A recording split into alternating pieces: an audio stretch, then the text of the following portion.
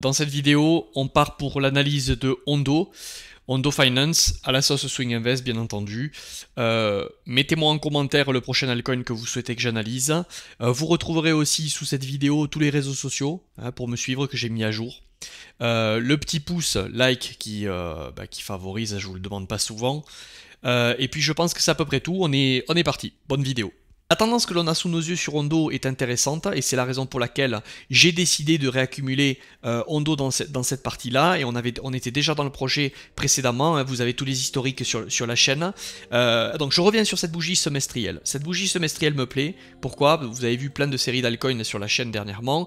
Vous avez des altcoins qui pour moi ont en semestriel, là sur ce semestre de début d'année, ont clôturé, ravalé et ont créé du coup des grosses, ce que j'appelle des supply zones, ok, par exemple ici. Voilà, et donc, si vous voulez, quand vous avez un altcoin qui a fait une sale clôture semestrielle sous ce niveau-là, il y a plus de chances que sur le rebond ici, on ait du mal à passer ce noyau dur et qu'il y ait moins de probabilité qu'on aille faire la TH. Ça veut dire qu'on va peut-être money manager l'idée sur la remontée de prise de profit de manière moins agressive. Pourquoi? Parce qu'il y a plus de possibilités qu'on y aille. Ok, donc ça c'était la première chose que je voulais vous faire constater sur l'image long terme. Trimestriel, c'est pareil, vous voyez, vous prenez une quantité astronomique d'altcoins sur le trimestre de début 2025 suite au rejet à l'élection de Trump où tout le monde était ouais c'est bullish, etc. Où justement ici sur cette chaîne je vous avais appelé à vous calmer, à prendre des profits partiels. Là comme en ce moment, je vous le dis, en ce moment il commence à y avoir des... Je vois de l'excitation de pistil sur les réseaux sociaux, ça arrête pas, ça commence déjà, c'est pour ça qu'il y a certains altcoins. Personnellement, alors là, pas forcément Ondo, hein, mais il y a certains altcoins personnellement où j'ai levé le pied, où j'ai déjà pris des profits partiels, des altcoins qui ont pumpé, je me dis bon, ça sent le dip court terme, là, pas le bear market, hein, qu'on se comprenne bien, la BTC dominance a lâché, il y a quand même beaucoup d'indicateurs qui nous donnent que l'avenir peut être pas mal. Par contre, de là à ce qu'on se mange pas des retraces court terme, ça c'est pas gagné, ok? Et je commence à avoir beaucoup de gens qui...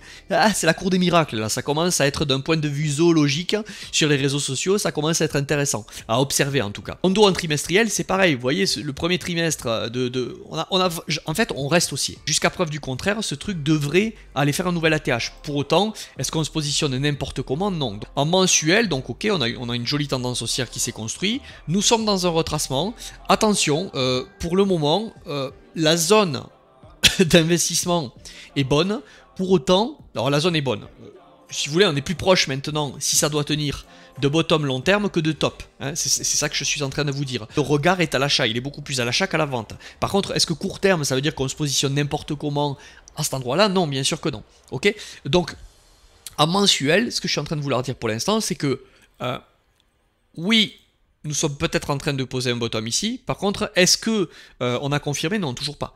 J'ai même envie de dire le mois précédent, et il faut le notifier, même si on aime bien Ondo, hein, on a tenté un breakout, rejet, ok, et pour l'instant on est en train de revisiter cette mèche.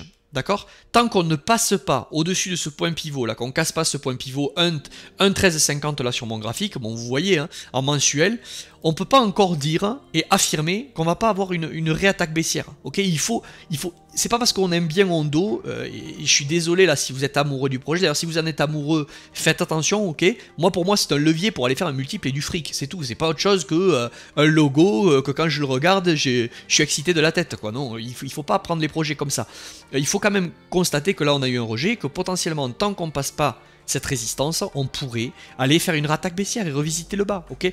Et c'est pour ça que je vous invite à si vous en avez pas vous précipiter à acheter n'importe où, et 2, à être patient potentiellement, d'attendre maintenant un repli, et même s'il n'arrive pas, pour au moins vous mettre à l'abri dans l'idée d'achat, ok?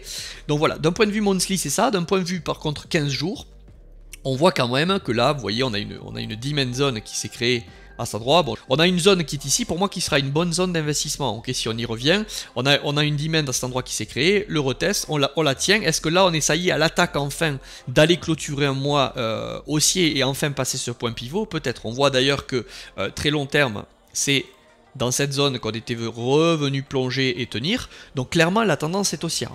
D'accord? Donc là, je vais essayer de voir maintenant avec vous quelques points.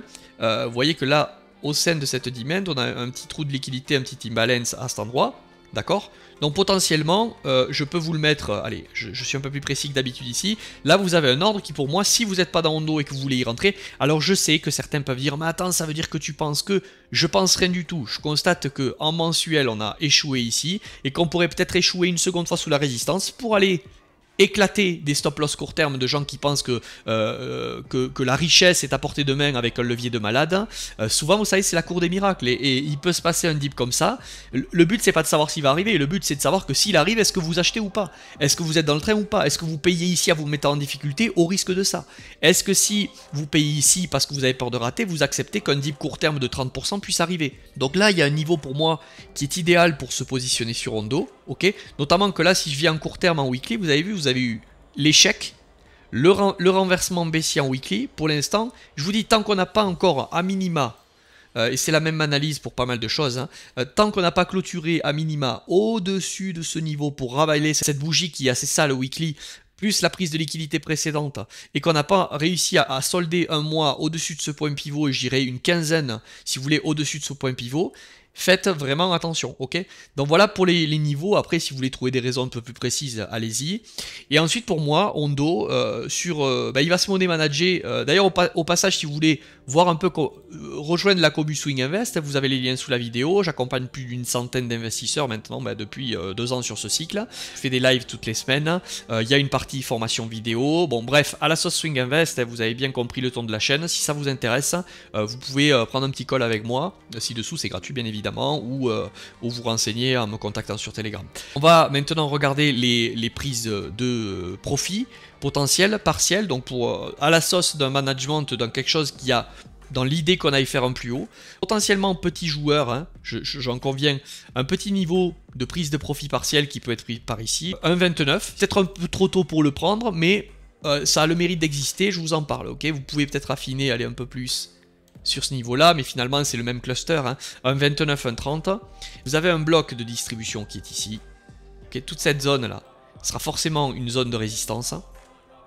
Ok, donc vous voyez que vous avez mes ordres de TP, mais si vous voulez aller faire le gourmand et aller chercher un peu plus haut, on pourrait bien sûr affiner. Vous voyez par exemple, là il y a quelque chose qui me saute aux yeux, c'est que là on a des equal high qui sont vraiment très très proches.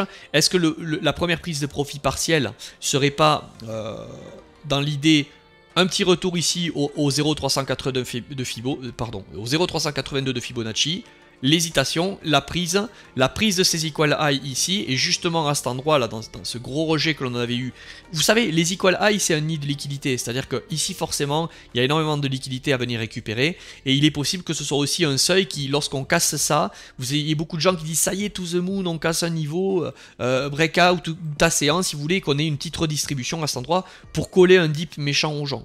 Et après, si vraiment Hondo veut aller nous faire des découvertes de prix, voilà, donc je me suis amusé à faire quelques petites extensions. Voilà, vous voyez, on a un niveau de confluence entre ce que je vous ai dit au-dessus des equal high avec une petite extension d'un 618, donc c'est un niveau où on pourrait potentiellement ralentir. Après vous avez la prise de l'ATH, et pour ceux qui veulent la jouer gourmand, allez, pourquoi pas les 3,37 à 3,12, le passage des 3 $ pour moi est un niveau où il faudra forcément dérisquer si on veut, mais on aura le temps d'en reparler d'ici là. Et est-ce que sur ce cycle, un Hondo, si vraiment on part dans une alt season, des familles comme on a connu, peut aller nous découvrir un 8 $, quasiment 10 $? Oui, c'est complètement possible. Ok, allez, je vous souhaite une bonne journée à tous. Bye.